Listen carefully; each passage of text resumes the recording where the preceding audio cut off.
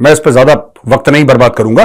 मेरा दोस्तों छोटा सा यह सवाल है कि अगर अमेरिका दूर जाके ओसामा बिन लादेन को धन्यवाद कह सकता है तो कोई भारतवासी अमेरिका जाके गुरपतवंत सिंह पन्नू को धन्यवाद क्यों नहीं कह सकता? बस इतना सा सवाल। It's a question, it's a question. इसको उत्तर प्रदेश में कहते हैं ना कि भैया what is the question? The question is this कि कोई जाके पन्नू को धन्यवाद क्यों नहीं कह सकता, और पन्नू को क्यों डर लगता है कि कोई उसको जाके धन्यवाद बोले? देखो, हम सबको एक दिन धन्यवाद हमें कोई ना कोई कहेगा। নমস্কার, আপনাদের সবাইকে স্বাগত।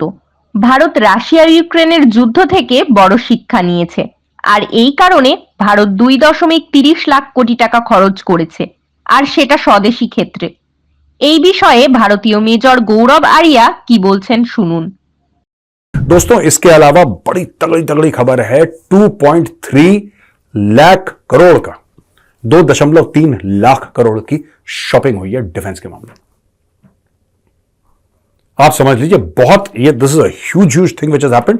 और कुछ ही दिनों पहले, 2-3 दिनों पहले हमने आपको यह बताया था कि 40,000 करोड़ का एक नया एयरक्राफ्ट कैरियर का प्लान अप्रूव हो गया है। बताया था ना हमने आपको कल परसों। तो यही चीज है, बस अब जो हुआ है ये उसके अलावा हुआ है। ये देखिए, मैं आपको विस्तार से बताता हूं। देखिए, एलसीए तेजस जो हमारा बनाया हुआ एयरक्राफ्ट है भारत का, तो टोटल डिफेंस एक्विजिशन काउंसिल ने बोला है कि टोटल जो प्रोजेक्ट है वर्थ 2.23 लाख करोड़ है।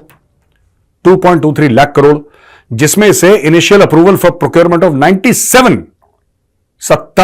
तेजस लाइट कॉम्बैट एयरक्राफ्ट और 156 प्रचंड कॉम्बैट हेलीकॉप्टर्स। अच्छा दोस्तों, तेजस क्यों? ये जितना भी मिग शेक का पुराना फ्लीट है ना, ये सब हटने वाला है, हट ही गया लगभग। इसकी जगह आ रहे हैं तेजस। तेजस क्यों आ रहे हैं? क्योंकि तेजस इंडिजिनस है, हम लोगों ने बनाया है, आत्मनिर्भर भारत का प्रतीक है बहुत बड़ा। और दूसरी चीज है कि अगर हमने कोई चीज सीखी है यूक्रेन और रूस की लड़ाई से, या फिर हमने सीखी है इजराइल और हमास की लड़ाई से, वो ये सीखी है कि जो देश खुद अपने हथियार, खुद अपना असला नहीं बनाता है, वो देश मैदान जंग में सफर करता है। युद्ध में वो जिसको कहते हैं ना कि चोट खाता है बहुत बुरी। इसलिए बहुत जरूरी है कि भारत अपने हथियार बनाए और खुद उसको यूज करे। जब भारत खुद के हथियार बना के इस्तेमाल करेगा, दुनिया देखेगी भाई ऐसा नहीं कि सिर्फ बना रहे हैं, खुद इस्तेमाल भी कर रहे हैं। इसका मतलब इन लोगों को भरोसा है अपने वेपन्स प्लेटफॉर्म में, चलो भाई हमें भी आपसे खरीदना है। तो तेजस हैं 97 तेजस हैं, 156 प्रचंड। अच्छा, प्रचंड लाइट हेलीकॉप्टर है। इसकी एक खासियत है कि हाई अल्टीट्यूड से टेक ऑफ और लैंड कर सकता है। ये जैसे अपाची हमारे पास, ये फोटोग्राफ देखिए अपाची की यह खासियत है कि हैवी है, हैवी हेलीकॉप्टर गनशिप है। इसमें हेलफायर मिसाइल्स और टर्रेट गन्स और दुनिया भर का तामझाम है, लेकिन यह इतना कामयाब नहीं है हाई ऑल्टीट्यूड के लिए। प्रचंड क्यों बना? प्रचंड का आइडिया सबसे पहले कहां से आया दोस्तों? यह आया कारगिल के युद्ध के बाद, क्योंकि कारगिल के समय हमारे पास हैवी रशियन हेलीकॉप्टर्स थे, बड़े हैवी। अब वो जैसे जैसे आप ऊपर जाते हैं ना, oxygen gets thinner and thinner and thinner. जैसे आप दिल्ली से आप लेह के लिए फ्लाइट पकड़ेंगे, जब लेह में आपके हवाई जहाज का दरवाजा खुलेगा, यू आर एट 12,000 फीट, और जब आप 12,000 फुट पे हैं तो 25 या 30% ऑक्सीजन आपको कम मिलेगी। अब जब वहां पे हवा कम होगी, ऑक्सीजन कम होगी, तो हेलीकॉप्टर को ऊपर उठने में और दिक्कत होगी। इसलिए हैवी हेलीकॉप्टर्स का फ्लाई करना थोड़ा सा मुश्किल हो जाता है। और यह बात हमें पता लगी कारगिल की लड़ाई में, क्योंकि पहली बार कारगिल की लड़ाई में जहां पे ऐसा मौका आया कि वहां पे एक एनिमी है जिसने डिफेंसेस पकड़ रखे हैं, जिसने संगल के पीछे या कोई पत्थरों के पीछे या बहुत उस जिसको कहते हैं कि रॉक फॉर्मेशंस के पीछे उसने अपने डिफेंसेस बनाया, फिर उतनी हाइट पे उड़ना, उनको एंगेज करना या ट्रूप्स को कवर देना, ये सब बड़ी मुश्किल सी चीजें हो जाती हैं। प्रचंड बना, प्रचंड आया, प्रचंड एक्सेप्ट करा। एयरफोर्स, नेवी, आर्मी ने भी, मुझे लगता है कि नेवी के पास भी प्रचंड हेलीकॉप्टर जाने ही जाने हैं, ट्राई सर्विसेज है वो। लेकिन सबसे बड़ी बात यह कि भारत ने इसको दिल से लगाया, इंडियन एयरफोर्स और इंडियन आर्मी ने इसको एक्सेप्ट कराया। अब प्रचंड भी आ रहे हैं इन अ मैसिव वे। तो देयर बी स्क्वाड्रन्स ऑफ प्रचंड के कई स्क्वाड्रन्स होने वाले हैं।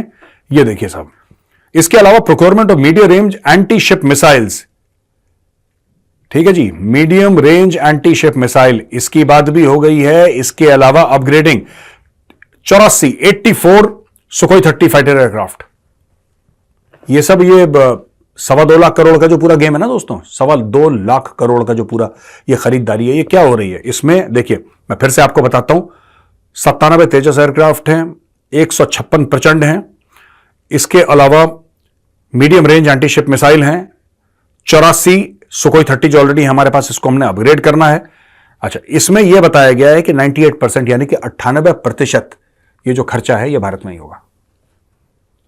अब आप देख लीजिए मैं क्या बोल रहा हूं उनसे, 98% इसका, यानी कि 100 रुपए में 98 रुपए, यानी कि 1 रुपए में 98 पैसे भारत में खर्च होंगे। इससे होगा क्या दोस्तों, ये जानना बहुत जरूरी है, क्योंकि जब हम बात करते हैं ना कि हम इस तरीके से ये करेंगे और भारत से लेंगे, नहीं, इंपोर्ट से क्यों नहीं कर लेते। देखिए, एक तो जब तक आपके पास खुद का इकोसिस्टम नहीं होगा आप लड़ाई नहीं लड़ सकते लॉन्ग टर्म। हफ्ता 10 दिन 15 दिन लड़ लो, बाद में दिक्कत होगी आपको। तो आपको खुद का एक तो अपना इकोसिस्टम चाहिए। भारत अपना आत्मनिर्भर भारत के तहत अपना इकोसिस्टम बना रहा है, ये हुई पहली बात। दूसरी चीज, उससे क्या होगा कि जब आप इतना मोटा पैसा, है ना, 20-25 अरब जितना भी बनता है ये, जब आप भारत के अंदर खर्च करेंगे, भारत के अंदर, when you spend this kind of money, तो आप ये मत सोचिएगा कि प्रचंड है या तेजस है वो सिर्फ HAL बना रहा है, Hindustan aeronautics, no, not at all. वो तो फाइनल मैन्युफैक्चर कर रहे हैं, लेकिन इनके OEMs हैं, इनकी पूरी सप्लाई चेन है, इसके हजारों लाखों पुर्जे हर हर जगह। हो सकता है कि कोई नोएडा में एक फैक्ट्री हो जो प्रचंड का कोई एक पार्ट बना रही हो, जो बेच रही हो HAL को। हो सकता है कानपुर में दूसरी फैक्ट्री हो सकता है चेन्नई में तीसरी फैक्ट्री हो, बेंगलोर में चौथी हो सकता है केरल में 5वीं फैक्ट्री हो। इस तरीके से हजारों फैक्ट्री हिंदुस्तान में होंगी जो तेजस के पुर्जे या फिर प्रचंड के पुर्जे, और सबको बिजनेस मिलेगा, खुशहाली बढ़ेगी, एक इकोसिस्टम तैयार होगा कि now India will be recognised as one of the players in the world who has their own helicopter gunship and own fighter aircraft, जो कि इंडिजिनस है। समझ रहे हैं दोस्तों। अब इसमें आप मिला लो 40,000 करोड़ और ऊपर से। कौन से 40,000 करोड़? जिसका 3rd एयरक्राफ्ट कैरियर का अनाउंसमेंट करा था। अब आप समझो, एयरक्राफ्ट कैरियर स्टील कहीं से आ रहा है? अगर वो कोचिन शिपयार्ड में बन रहा है, जो कोचिन साउथ इंडिया में है, कोचिन में बन रहा है, तो आपको क्या लगता है स्टील भी कोचिनी में उसकी खान थोड़ना है वहां पे लोहे की? वो तो कहीं और से आ रहा है। वो जो लोहा है वो कहीं और से आ रहा है, उसकी स्मेल्टिंग या उसका प्योरिफिकेशन या जो स्टील बनेगा वो कहीं और हो रहा है।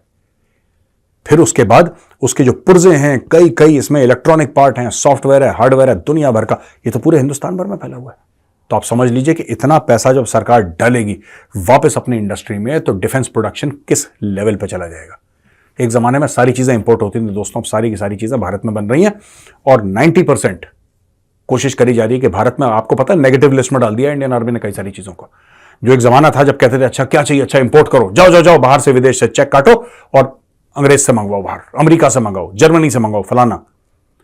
आज की तारीख में सरकार ने बात करी, इंडियन आर्मी ने बोला सरकार को कि sir we agree with you, बिल्कुल आप ठीक कह रहे हो, हम आपके साथ हैं बिल्कुल। सरकार ने पूछा फिर भारतीय सेना से कोई दिक्कत तो नहीं आपको? क्या क्या दिक्कत है? कोई दिक्कत नहीं है, वेरी गुड, करो, देश के अंदर बनाओ। तो सबने मिलकर यह प्लान बनाया है कि जो भी असला बनेगा, जो भी हथियार बनेगा, जो भी बारूद बनेगा, भारत के अंदर बनेगा। आप समझ लीजिए कितना बड़ा काम है दोस्तों ये। जय हिंद, जय जवान, जय किसान।